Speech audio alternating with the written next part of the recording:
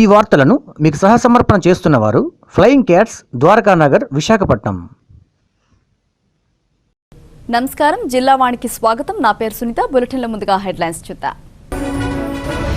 సింహాచలం అప్పన్న కళ్యాణ మహోత్సవానికి అంకురార్పణ. శాస్త్రోక్తంగా రాట మహోత్సవం, స్వామివారి తిరువీధి ఉత్సవం.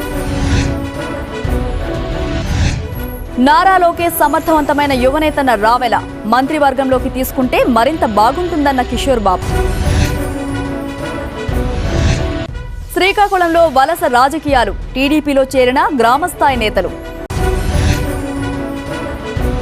విజయనగరంలో విద్యార్థి ఆత్మహత్య, ప్రేమ విఫలమైందని మనస్తాపంతో బలవన్మరణం.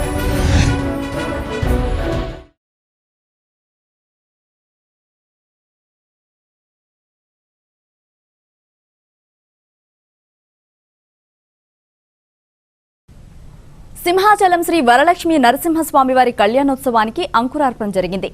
ఉగాది పర్వదినం వేళ స్వామివారి కళ్యాణోత్సవానికి రాట మహోత్సవాన్ని శాస్త్రోక్తంగా నిర్వహించారు. ఈవో రామచంద్రమోహన్ ఆధ్వర్యంలో ఆస్థాన పండితులు విశ్వక్షేణ ఆరాధన, పుణ్యాహవచనం వంటి కార్యక్రమాలను నిర్వహించారు. అనంతరం స్వామివారిని మేళ తాళాలతో తిరువీధి ఉత్సవంని నిర్వహించారు.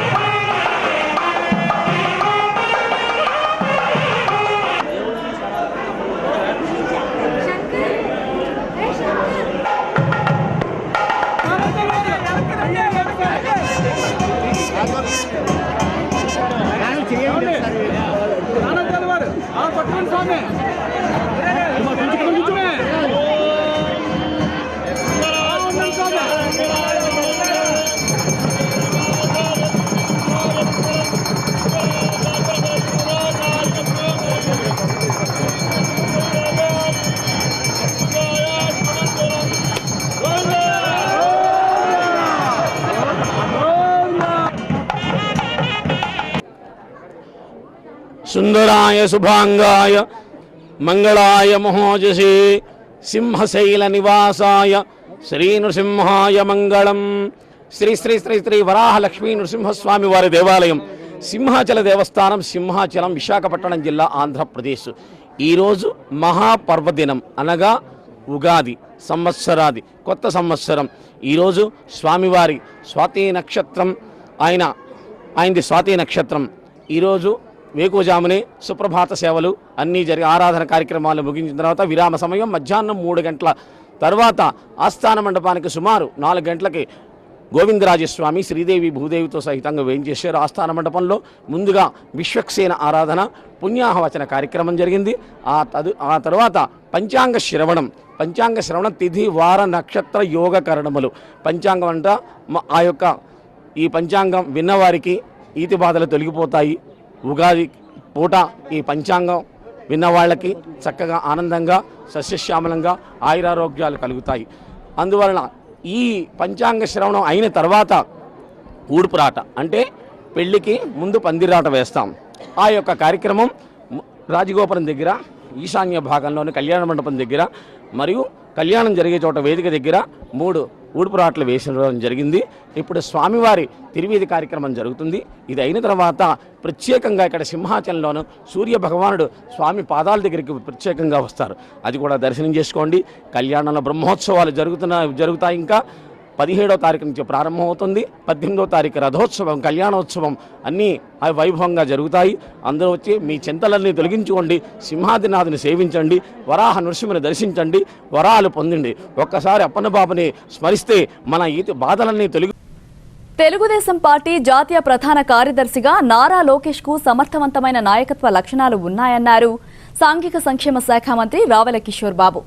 పార్టీ బాధ్యతలను సమర్థవంతంగా నిర్వర్తించిన లోకేష్ తమ ప్రతిభను చాటుకున్నారని, ఇలాంటి యువనేత సేవలు రాష్ట్రాభివృద్ధికి చాలా అవసరమన్న రావెల నారా లోకేష్ ను మంత్రివర్గంలో తీసుకుంటే బాగుంటుందన్నారు. ప్రజలందరూ కోరుకుంటున్నారు, టీడీపీ శ్రేణులందరూ కోరుకుంటున్నారు. లోకేష్ గారి యొక్క సేవలు మంత్రి స్థానంలో ఉండి సేవలు అందించాలి అనేది మా టీడీపీ క్యాడర్ కానీ నాయకులందరూ కూడా అందరూ కూడా కోరుకుంటున్నటువంటిది. తప్పకుండా వారి సేవలు మంత్రిగా అందిస్తారని చెప్పేసి మేము భావిస్తా ఉన్నాం. కానీ రాజకీయ వారసులు వస్తే మాత్రం అభివృద్ధి అన్నది ఏ విధంగా వికేంద్రీకరణ జరుగుతుందని చెప్పి ప్రతిపక్షాలు కూడా దుమ్మెత్తిపోస్తున్నాయి. కానీ యువతకు ప్రాధాన్యత ఇవ్వాలంటే కూడా ఇప్పుడు లోకేష్ గారి విషయంలో రాజకీయ వారసత్వ సమస్య రాదు. ఎందుకంటే ఆయన కష్టపడి ఒక కార్యకర్త స్థాయి నుంచి కష్టపడి పనిచేసుకుంటూ వస్తున్నాడు. పార్టీకి యువత కానీ పార్టీలో ఉన్నటువంటి క్రమశిక్షణ కానీ మెంబర్షిప్ విషయంలో 56 లక్షల మందిని మెంబర్షిప్ చేర్చడంలో లోకేష్ బాబు గారి యొక్క పాత్ర చాలా కీలకమైంది. పార్టీని గత ఎన్నో సంవత్సరాలుగా వారు నడిపిస్తున్నటువంటి క్రమంలో ఆయన పార్టీలో శిక్షణ పొందుతూ పార్టీలో కష్టపడి పనిచేస్తూ పార్టీని నిలబెడుతూ ముందుకు తీసుకువెళ్తూ ఇవాళ అర్హత సాధించారు. ఆయన పార్టీ సేవలు ప్రజలకు ఒక మంత్రిగా సేవ చేయాలి అనేది ఆయనకున్నటువంటి సహజమైనటువంటి అర్హత తప్ప అది వారసత్వం వచ్చింది కాదు. వారసత్వం వచ్చినదైతే ఎప్పుడో మంత్రి అయి ఉండాల్సింది. ఈ వైకాపా నేతలకు రాష్ట్రంలో ఖాళీగా ఉన్న ప్రభుత్వ ఉద్యోగాలన్నింటినీ భర్తీ చేయాలని, ఇందుకు సంబంధించి నోటిఫికేషన్ తక్షణమే జారీ చేయాలని నిరుద్యోగుల ఐక్యవేదిక డిమాండ్ చేసింది. రాష్ట్రం మొత్తం మీద 1,82,000 ఉద్యోగాలు ఖాళీగా ఉన్నాయని, అయితే ఆర్థిక మంత్రి 77,000 మాత్రమే ఉన్నాయని కాకిలెక్కలు చెబుతున్నారని నిరుద్యోగ ఐక్యవేదిక అధ్యక్షుడు లగుడు గోవిందు విజయనగరంలో ఆరోపించారు. ఎన్నికల సమయంలో తెలుగుదేశం ఇచ్చిన హామీలను తుంగలో తొక్కిందని ఆరోపించిన గోవిందు నిరుద్యోగ నియామకాల కోసం గవర్నర్ సీఎంలకు లేఖలు రాస్తామన్నారు.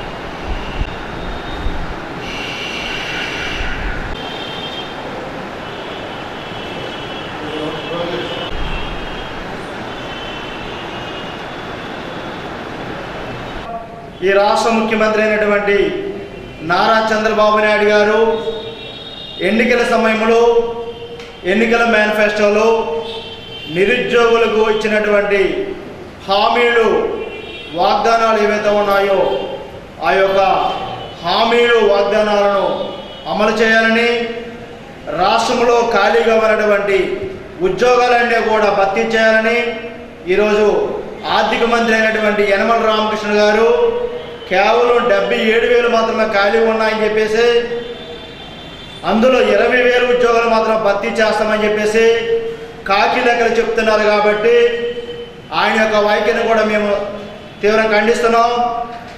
కమల్నాథన్ కమిటీ ప్రకారంగా, సమాచార హక్కు చట్టం ప్రకారంగా ఈ రాష్ట్రంలో అన్ని డిపార్ట్మెంట్లలో 1,42,000 ప్రభుత్వ ఉద్యోగాలు, 30,000 బ్యాక్లాగ్ ఉద్యోగాలు రేపు జూన్ 10 నాటికి 58 నుంచి 60 ఏళ్ళకు పెంచడం నేపథ్యంలో 10,000 ఉద్యోగాలు కూడా అదనంగా ఖాళీ అవుతున్నాయి.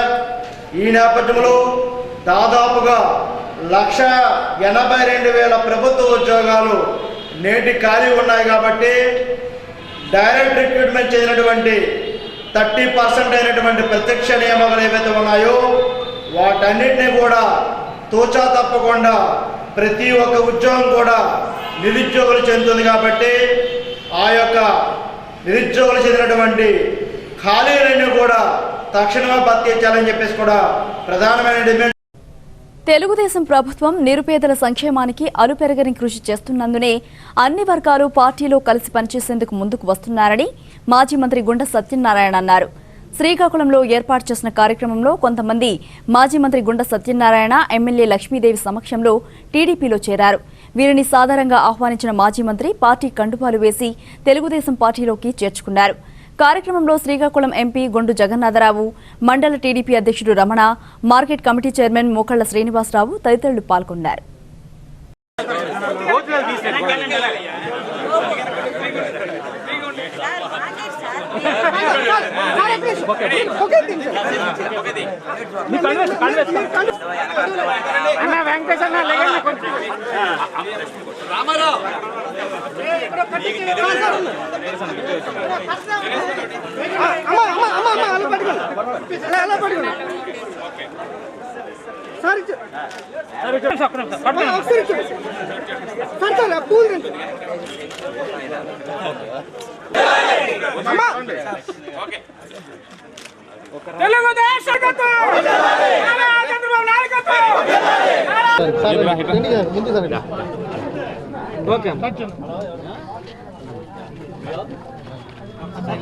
నారా చంద్రబాబు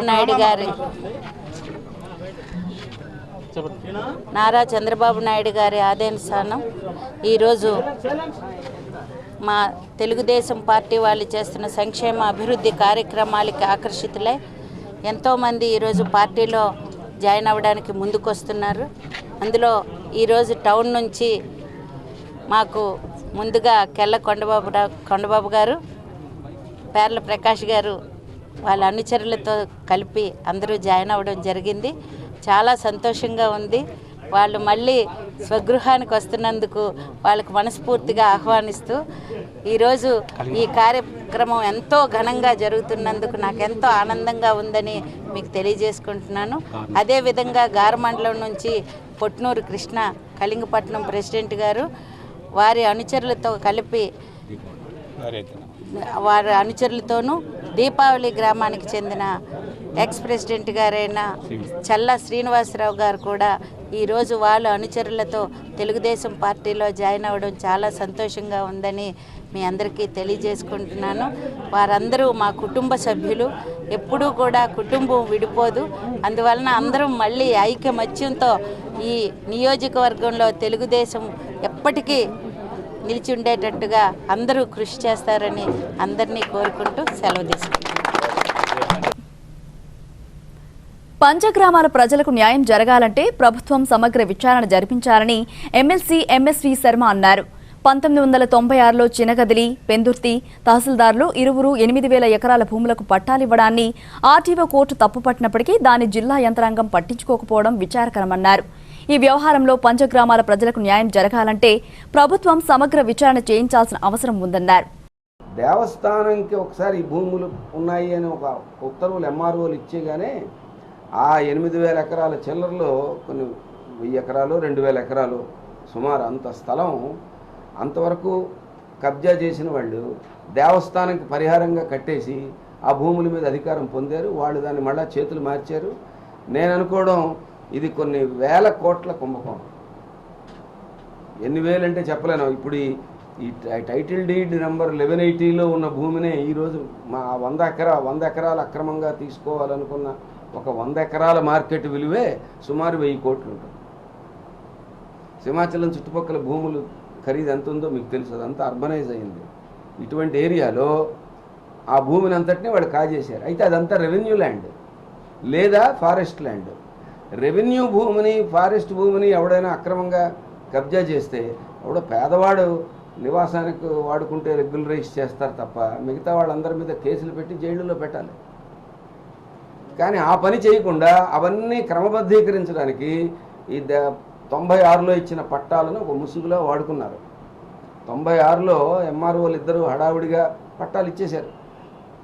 ఈ భూమి నీది అని పట్టా ఇచ్చే ముందు ఆ భూమిలో ఎవరు ఉన్నారు అనేది సర్వే చేసి ఇవ్వాలి.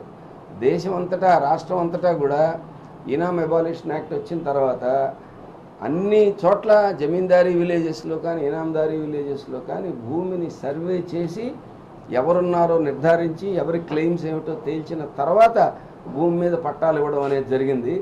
ఒక్క ఈ 5 గ్రామాల భూమికి సంబంధించి మాత్రం ఎటువంటి సర్వే లేకుండా హడావుడిగా ఎంఆర్ఓ పెందుర్తి, ఎంఆర్ఓ చినగదిలి పట్టాలు రైతువారీ పట్టాలు ఇచ్చేశారు.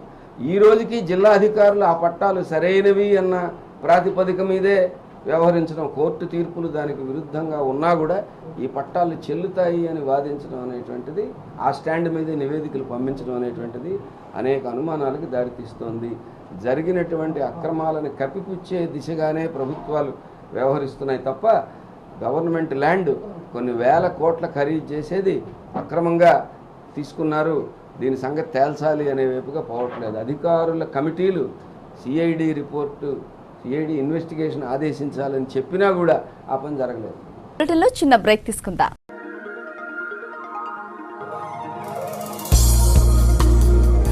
From Flying Cats I am Balaram Vishnu. Hello, I'm Ritpana Manashiri, came from Orissa. Hi, I'm Yuri. I'm from Flying Cats.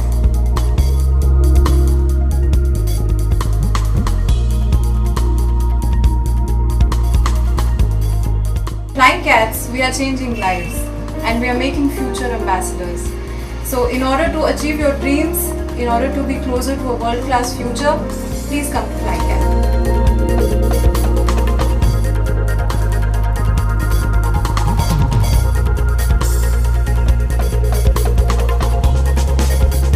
If you have to build your career, you can join here. It's the best.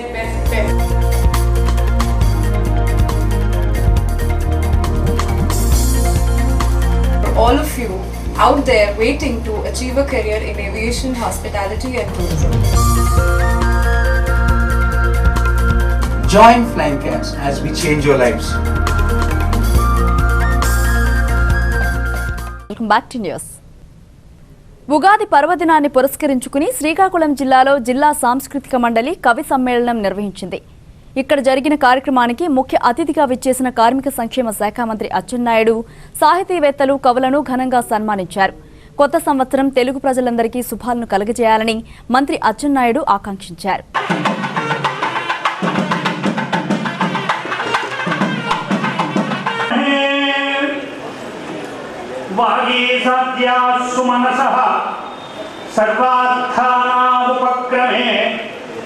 యం నత్వా కృతకృత్రాస్యుః తం నమామి గజాననం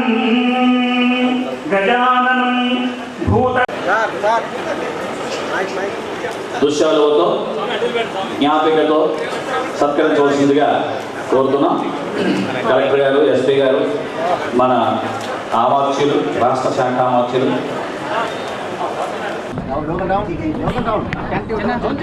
సరే దుర్మికినామ ఉగాది వేడుకలు రాష్ట్ర ప్రభుత్వం గ్రామ స్థాయి నుంచి రాష్ట్ర స్థాయి వరకు ఒక వాతావరణంలో జరుపుకుంటుంది, పండగ వాతావరణంలో.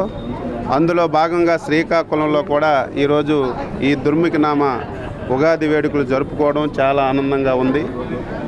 గత సంవత్సరం కొన్ని ఇబ్బందులు జరిగాయి.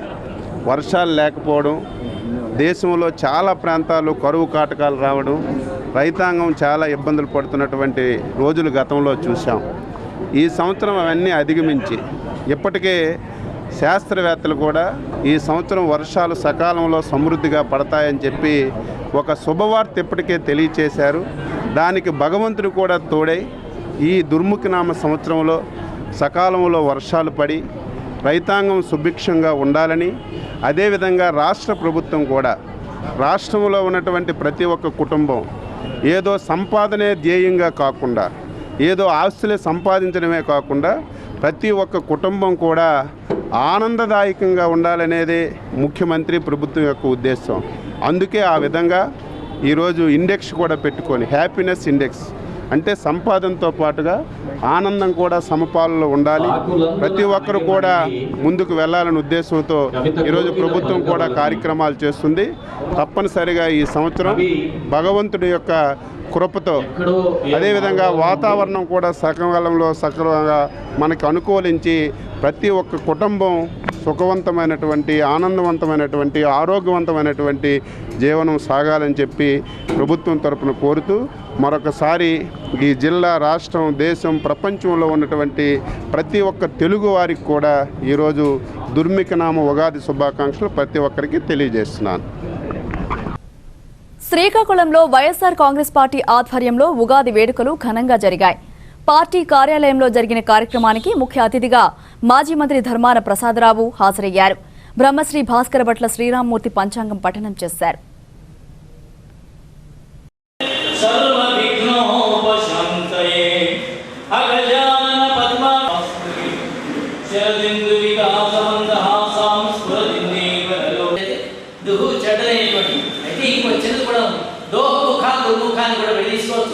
రెండు ముఖములు కలిగినటువంటిది ఈ అర్థం ఇంకా కొత్తగా ఉంది, ఇంకా ప్రచారంలోకి రాలేదు.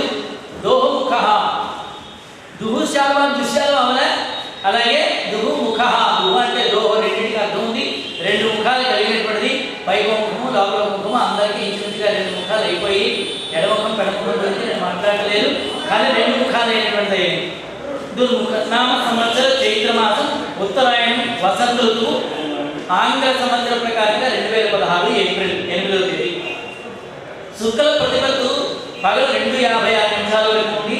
నేను రేలంగి రంగిరాల వారి పంచాంగాన్ని పడుతున్నాను. మరి మీ దగ్గర ఏ పంచాంగం ఉన్నదో నాకైతే దృష్టిలో లేదు. ఏదైనా ఇంచుమించుగా 1:05 నేను అనుకుంటున్నాను.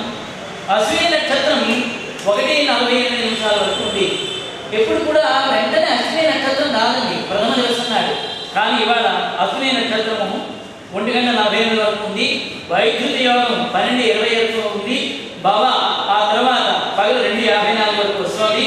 బాలవకరణం 1:42 వరకు ఉంది. రాత్రి అమృతం అనేటువంటి రాత్రి 7 గంటల నుంచి ఉంది. రాత్రి వర్షం 10:06 నుంచి 11:35 వరకు. ఉగాది వసంత నవరాత్రి ప్రారంభము. ఉదయం ఏం చేయాలంటే తైలాభ్యంగన స్నానాలు చేసుకోవాలి. ఇవాళ చంద్ర దర్శనం జరుగుతుంది. ఇవాళ చంద్రుని చూస్తే మనకారకో చంద్ర ఆత్మకారకో రవి.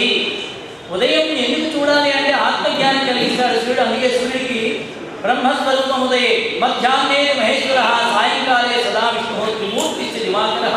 ఉదయకాలంలో సూర్య దర్శనం చేయాలి. ఇవాళ సాయంత్రం ఖచ్చితంగా చంద్ర దర్శనం జరుగుతుంది. 5:30 దాటి 6:15 మధ్యలో మనం చంద్ర దర్శనం చేసేయడం చాలా మంచిది. ఇవాళ చంద్ర దర్శనం చాలా ప్రయోజనమైనది. ఉగాది పర్వదినం కళాకారుల ఘన సన్మానాలతో జరిగింది. కోట ఊరట్లలో ఎంపీడీఓ విజయ సువర్ణరాజు అధ్యక్షతన జరిగిన ఉగాది వేడుకల్లో కళాకారులు దాసరి వెంకట్రావు, అప్పలనాయుడులను టీడీపీ నేతలు లాలం కాశీనాయుడు సన్మానించారు. ఈ కార్యక్రమంలో నానిబాబు, సూర్యారావు, సుంకరబాబ్జీ, భాస్కర్రావు, గోవిందరావు, సత్యనారాయణ తదితరులు పాల్గొన్నారు.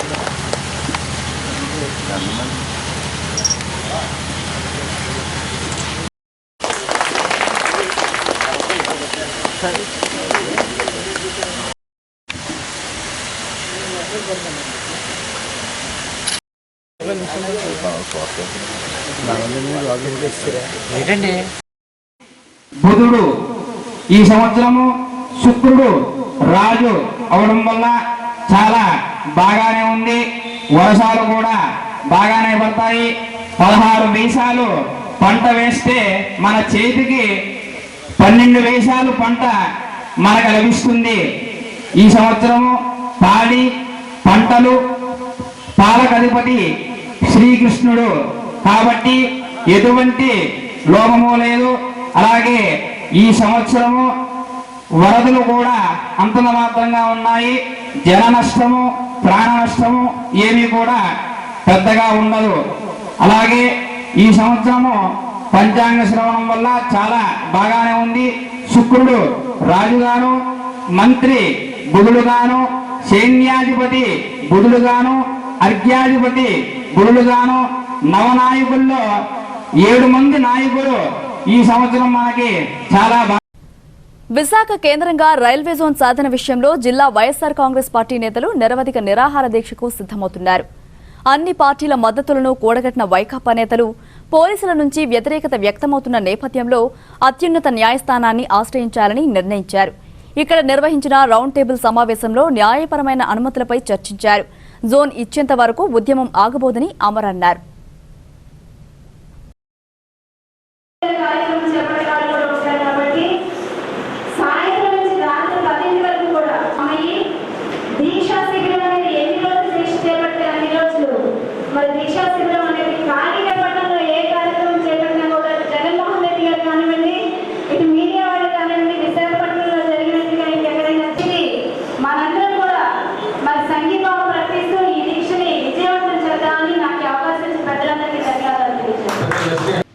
అంబేద్కర్ జయంతి రోజున వైఎస్ఆర్ కాంగ్రెస్ పార్టీ ఆధ్వర్యంలో సోదరుల అమర్నాథ్ గారు ఆమరణ దీక్ష చేయబోతా ఉన్నారు.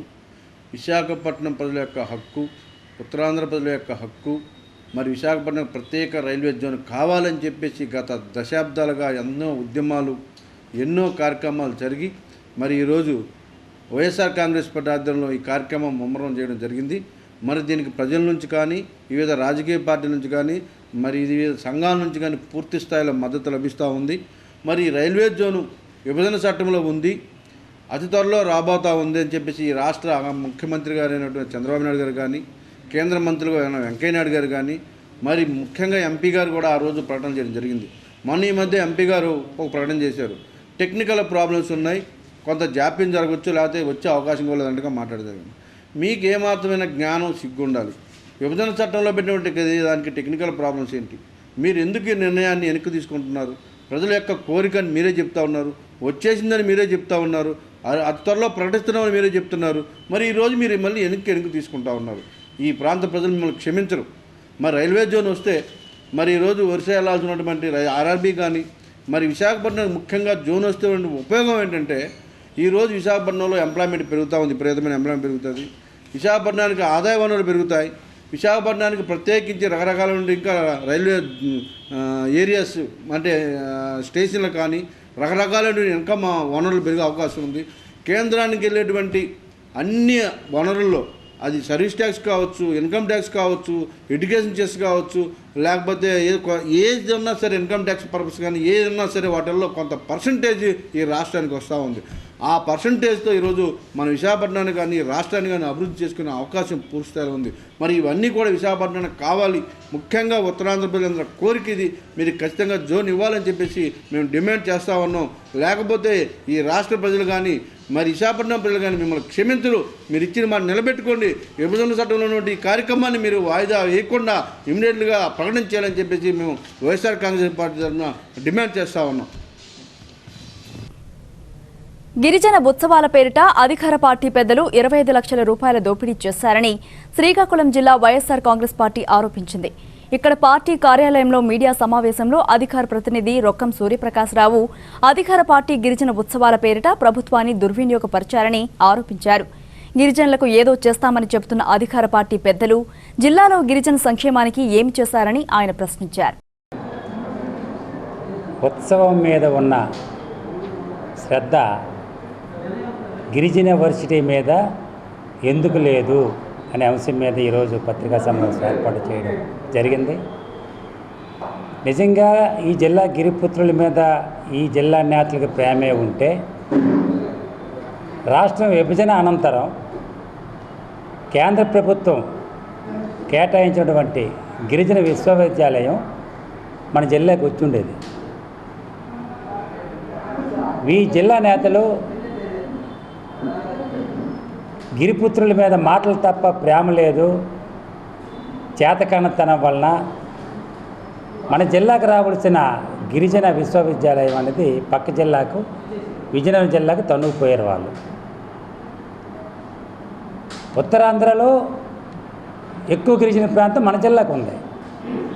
మరి విభజన చట్టం ప్రకారం ఉత్తరాంధ్రకి అభివృద్ధి చేస్తామని చట్టంలో ఉన్నప్పుడు 13 జిల్లాలకు సమన్యాయం చేస్తామని చట్టంలో ఉన్నప్పుడు మరి విశ్వవిద్యాలయాలు 7 జాతీయ విశ్వవిద్యాలయాలు వచ్చాయి. అందులో గిరిజన యూనివర్సిటీ అనేది చాలా ఇంపార్టెంట్. యాక్చువల్గా మన జిల్లాలో ఉన్న గిరిజనులు చాలా అమాయకులు. మరి అటువంటి వాళ్ళకి నాణ్యతమైన విద్య అందివ్వాలంటే గిరిజన యూనివర్సిటీ ఇక్కడ పెట్టవలసిన అవసరం ఉంది. మన జిల్లావాసి భాషోద్యమకారుడు గిడుగు రామమూర్తి గారు తన యావదాస్తిని తన జీవితాన్ని గిరిజనుల కోసం అంకితం చేసిన ఘనత గిడుగు రామమూర్తి గారికి ఉంది. ఆయన ఆశయ సాధన కోసమైనా సరే ఈ గిరిజన విశ్వవిద్యాలయం అనేది ఈ శ్రీకాకుళం జిల్లాలో పెట్టవలసిన అవసరం ఆవశ్యకత ఎంతైనా ఉంది. అసలు గిరిజనులకి సలహా మండలి ఇంతవరకు పెట్టకపోయిన కారణాలు ఏంటో ఈ ప్రభుత్వం చెప్పాలి. 13 జిల్లాలో 7 గిరిజన ఎమ్మెల్యేలు ఉండగా అందులో 6 గిరిజన ఎమ్మెల్యేలు వైఎస్ఆర్ పార్టీకి సంబంధించిన వాళ్ళు. కాబట్టి ఈ ప్రభుత్వం వచ్చి 2 ఏళ్ళు పూర్తయినప్పటికీ ఈ గిరిజన సలహా మండలి ఏర్పాటు చేయకపోవడం అనేది చాలా చాలా దురదృష్టకరం అనేది మేము వైఎస్ఆర్సీపీ తరఫున ఇది చాలా అన్యాయం అని కూడా మేము ఖండిస్తున్నాం. అయితే ప్రేమ విఫలమైందన్న మనస్తాపంతో ఓ యువకుడు ఆత్మహత్యకు పాల్పడ్డాడు. విజయనగరంలో ఈ సంఘటన చోటు చేసుకుంది. చీపురుపల్లి మండలం పోతాయవలస గ్రామానికి చెందిన అశోక్ అనే విద్యార్థి స్థానిక ఎస్కే డిగ్రీ కళాశాలలో పోస్ట్ గ్రాడ్యుయేషన్ చేస్తున్నాడు. ఓ పక్క చదువు సాగిస్తూనే ప్రేమాయంలో పడ్డాడు. అయితే ఏమైందో ఏమో తెలియదు గానీ చదువుతున్న కాలేజ్ సమీపంలో నిర్మాణంలో ఉన్న భవనంలో ఉరివేసుకుని ఆత్మహత్యకు పాల్పడ్డాడు. పోలీసులు అనుమానాస్పదంగా కేసు నమోదు చేసి దర్యాప్తు చేస్తున్నారు.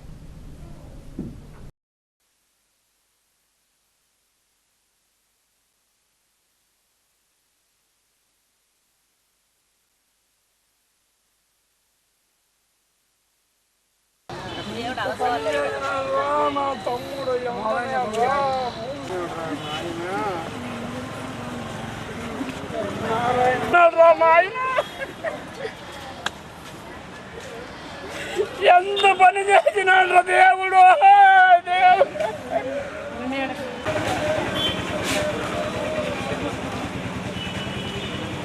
వచ్చారు కదా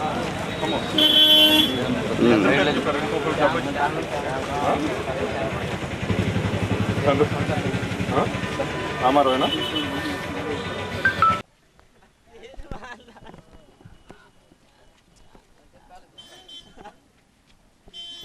ఎంఎస్సి జస్ట్ రిలీవ్డ్. అయితే ఉగాదికి నిన్న ఇంటి దగ్గర నుంచి అన్నీ తెప్పించుకొని రాత్రి 11 దాకా ఫ్రెండ్స్ అందరితో కూర్చొని రూమ్లో ఉంటూ 3 గంటలకి ఫ్రెండ్స్ అందరికీ మెసేజ్ పెట్టాడట, ఐ మిస్ యూ అని. వాళ్ళ ఇంటికి 4:30కి మెసేజ్ పెట్టాడట. అయితే ఎస్ఐ గారు వచ్చాక సెల్ అంతా చూస్తే లవ్ అఫేర్ అని ఇప్పుడు ప్రస్తుతానికైతే అనుకుంటున్నాం. అది స్టూడెంట్, మంచి స్టూడెంట్, అందరితో మమేకం అయిపోయి చాలా యాక్టివ్ పార్టిసిపేషన్, అందరూ కావాలనుకునే కుర్రాడు. అది అదే ఇక్కడ కాలేజీ క్యాంపస్ అమ్మాయి కాదు, డైట్ అమ్మాయి ఉంది. అది కొద్దిగా పర్ష్యూ అయిపోయింది. వీళ్ళ పేరెంట్స్కి వాళ్ళ పేరెంట్స్కి అందరికీ తెలుసు, దానికి ఎటువంటి ప్రాబ్లం లేకుండా అయ్యింది. తర్వాత మరి వాళ్ళు మరి ఏంటనేది మనకి అంటూ తెలియదు. అదే విషయం. మాకు వచ్చిన ఇన్ఫర్మేషన్ ప్రకారంగాను ఇది 174 సిఆర్పిఎస్ కింద అనుమానాస్పదంగా హ్యాంగింగ్ ఉందని మేము కేసు దర్యాప్తు చేస్తున్నామండి. ఈ కుర్రాడికి కూడా ఏదో లవ్ అఫేర్ ఫెయిల్యూర్ అయినట్లుగా మాకు తెలిసిన సమాచారం. దర్యాప్తులో చూసుకొని ఏ విధంగా ఇన్వెస్టిగేషన్ చేసాం ఆ విధంగా మేము కేసు ఫైర్పటప్ చేస్తాం. వాళ్ళ అశోక్ అండి, పోతేవలసింది, టీపుల్దర్ పోతేవలసింది. ఈ వార్తలను మీకు సహసమర్పణ చేస్తున్నవారు ఫ్లయింగ్ క్యాట్స్, ద్వారకానగర్, విశాఖపట్నం. ముగించే ముందు ముఖ్యాంశాలు మరోసారి చూద్దాం. సింహాచలం అప్పన్న కళ్యాణ మహోత్సవానికి అంకురార్పణ, శాస్త్రోక్తంగా రాట మహోత్సవం, స్వామివారి తిరువీధి ఉత్సవం. నారా లోకేష్ సమర్థవంతమైన యువనేతన్న రావెల, మంత్రివర్గంలోకి తీసుకుంటే మరింత బాగుంటుందన్న కిషోర్ బాబు. శ్రీకాకుళంలో వలస రాజకీయాలు, టీడీపీలో చేరిన గ్రామస్థాయి నేతలు. విజయనగరంలో విద్యార్థి ఆత్మహత్య, ప్రేమ విఫలమైందని మనస్తాపంతో బలవన్మరణం. ఇవి ఇవాటి జిల్లా వార్తలు. మరో బులెటిన్తో మళ్ళీ మీ ముందుంటాను. నమస్తే.